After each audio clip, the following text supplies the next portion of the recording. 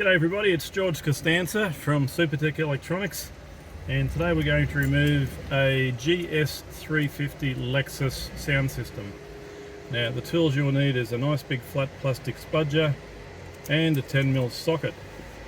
Okay, now ours is unplugged for video purposes. There is a socket plugged in behind there. The way we got it out is we started from there and we just leveraged it out one bit at a time.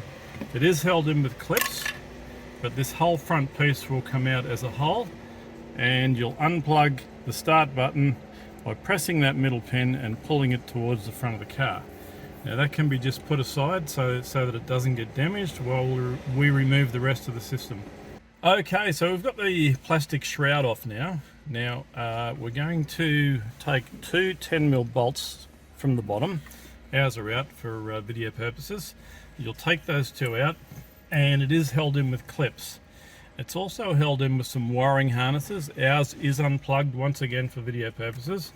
You'll need to grab it with both hands and unclip it from the clips in the dashboard. Now be careful not to scratch anything, and ease it out gently. Once you've got it out to a certain point, these guys are all plugged in the back of it. You'll need to press the middle pin and pull them all towards the front of the vehicle, except for this guy. This guy rocks. It's got a little clip in there. Once you've undone the clip, you rock that up and it will pull out as well.